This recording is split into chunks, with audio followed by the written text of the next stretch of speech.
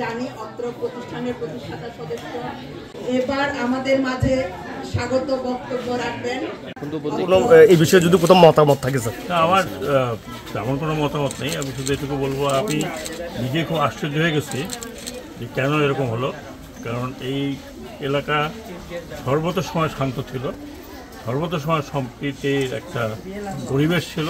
এমনকি 1991-এ যখন অশান্ত ছিল পাহাড়, আমি এখানে সবার সাথে সবার বাড়িতে আসা যাওয়া করেছি এবং আমি কখনো মনে করিনি যে ওনারা আলাদা, আমি আলাদা। আমি একজন সামরিক কর্মকর্তা ছিলাম, আমার এখন অনেক স্মৃতি মনে আছে।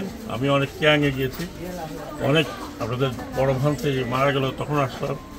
তো হঠাৎ করে এরকম হওয়াতে আমি একটু আশ্চর্য হয়ে গেছি।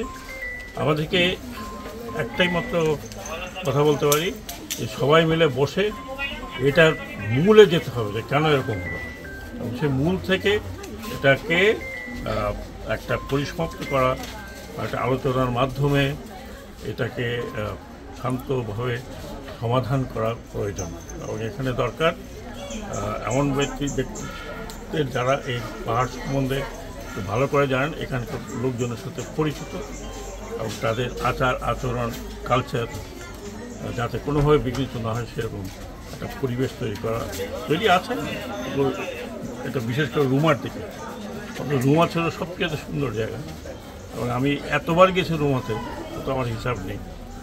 আমি অনুরোধ করব যারা এই বিপদে গিয়েছেন তাদেরকে অনুরোধ করব যে এতে কোনো লাভ হয়নি, হবে না, আসুন সবাই মিলে বসে আপনাদের সমস্যা থাকলে আমরা সমস্যা আলোচনা করব, সমস্যার সমাধান করব। আর এদেশ শুধু আমার না, এদেশ আপনাদেরও। আপনারা এখানে যুগ যুগ ধরে বসবাস করছেন এবং আপনাদের কালচার, আপনাদের আচার ব্যবহার এগুলো এ পর্যন্ত সবাই সম্মান করে আসছে। কিন্তু স্যার আলাপ আলোচনার যে একটা কথা বললেন ওইটা কারা করবে স্যার? এটা তো সরকারেরই করা উচিত। হ্যাঁ, আমি তো কারা করবে সেটাই বললাম। সরকারেরই করা উচিত, যেই সরকারই থাকুক আপনাদেরও থাকা উচিত।